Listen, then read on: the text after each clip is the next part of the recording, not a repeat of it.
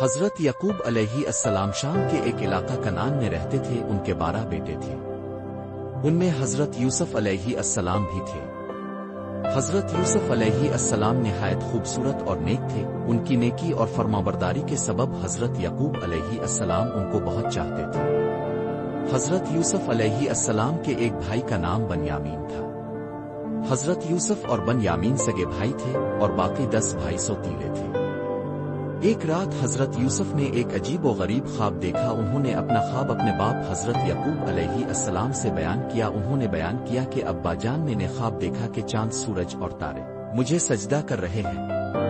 یہ کیسا خواب ہے؟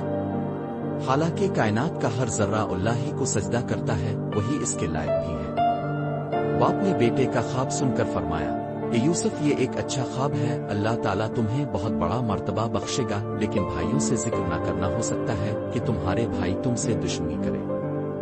اللہ تم ہمیں نبوت عطا کرے گا، جس طرح تمہارے خاندان نے حضرت ابراہیم علیہ السلام اور تمہارے دادا حضرت اسحاق علیہ السلام کو نبی بنایا تھا، تم بہت خوش نصیب ہو۔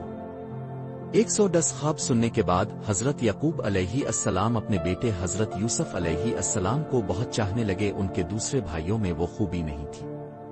بیگی بھائیوں نے دیکھا کہ حضرت یوسف اپنے باپ کے بہت زیادہ قریب ہیں۔ بھائیوں کے دل میں حسد کی آگ بھڑک اٹھی۔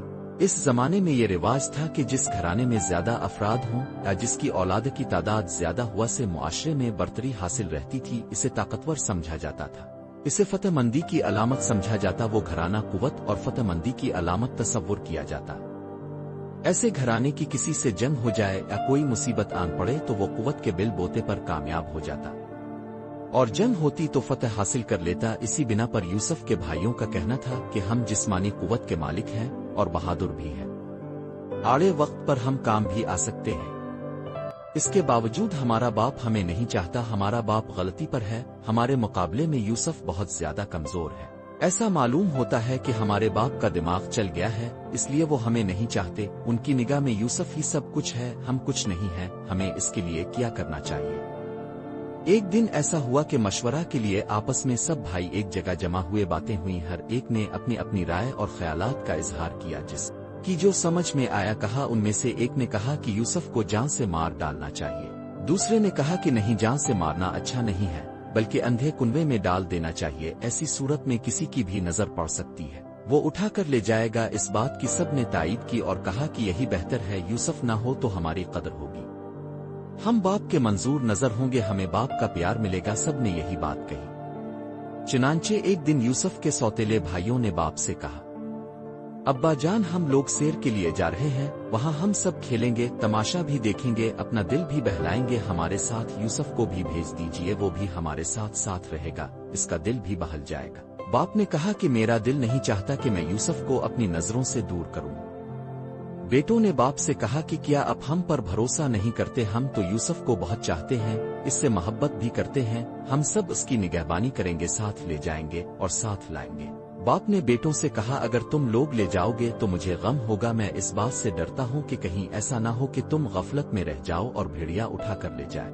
بیٹے بولے، ہم غفلت میں نہیں رہیں گے، ہم سب ایک ساتھ جا رہے ہیں، اکٹھے سیر کریں گے، ہم سب کے ہوتے ہوئے بھیڑیا کس طرح لے جائے گا؟ باپ نے بیٹوں سے کہا کہ یوسف کو لے جاؤ اور ساتھ لے آؤ، میں انتظار کروں گا، میری آنکھیں دیکھنے کے لیے ترستی رہیں گی۔ سب نے باپ سے اجازت لے لی، یوسف کو ساتھ لیا اور انجانے مقام کی طرف چل پڑے۔ جگہ سنسان تھی، راستہ طے کرتے رہے، دور ایک کنواں نظر آیا، بھائیوں میں سے ایک نے کنویں کی طرف اشارہ کیا، آپس میں باتیں ہوئی، سب کنویں کی طرف گئے، یوسف کا کرتا اتارا، سب نے مل کر یوسف کو کنویں میں دھکیل دیا۔ یوسف چیختا رہا مگر کسی کو رحم نہ آیا۔ اس کے بعد کسی جانور کو مارا اور اس کے خون سے یوسف کا کرتا رنگ دیا، کرتہ خون سے لال ہو گیا، اندھیرا ہو چلا تھا۔ سب باپ کے پاس پہنچے، کہا کہ کھیلنے کے دوران ہم دوڑنے لگے، بازی لگائی کہ کون سب سے آگے جاتا ہے، یوسف نے دوڑ میں حصہ نہیں لیا، ہم سب نے اسے سامان کی نگہبانی کے لیے بٹھا دیا۔ یہ کہتے ہوئے سب نے بناوٹی رونا شروع کیا تاکہ باپ کو یقین آ جائے۔ پھر کہا کہ وہاں یوسف اکیلا سامان کے پاس بیٹھا ہوا تھا کہ اچانک کسی طرف سے بھیڑیا آیا، اسے اٹھا کر لے گیا۔ ہم یوسف کو بچانے کے لیے سب مل کر دوڑے، لیکن بھیڑیے تک ہم نہیں پہنچ سکے۔ یہ یوسف کا خون آلود کرتا ہے، 113 حضرت یعقوب علیہ السلام نے اپنے لڑکوں سے کہا کہ مجھے یقین نہیں آتا جو کچھ تم لوگ کہہ رہے ہو وہ جھوٹ ہے، میں اللہ سے مدد مانگتا ہوں کہ وہ مجھے صبر جمیل عطا کرے۔ حضرت یعقوب یوسف کی یاد میں روتے رہے۔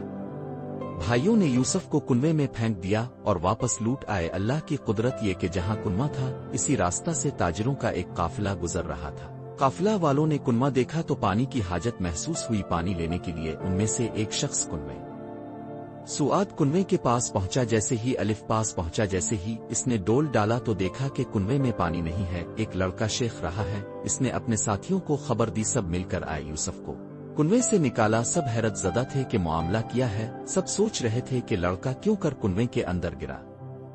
قدیم زمانے میں انسانوں کی خرید و فروخت ہوا کرتی تھی، جو بھی کسی آدمی کو خریدتا اسے غلام بنا کر اپنے پاس رکھتا اور محنت و مشقت کراتا، ظلم و تشدد بھی کرتا۔ چنانچہ یہ قافلہ مدین سے مصر کی طرف جا رہا تھا۔ قافلہ والوں نے آپس میں کہا کہ اس لڑکے کو فروخت کر کے کافی منافع حاصل کریں گے، پھر یوسف کو مصر لے گئے۔ کہتے ہیں مصر کے بادشاہ کا ایک وزیر تھا جسے عزیز مصر کہتے تھے۔ مصر میں اسے بادشاہ کے بعد پورے اختیارات حاصل تھے۔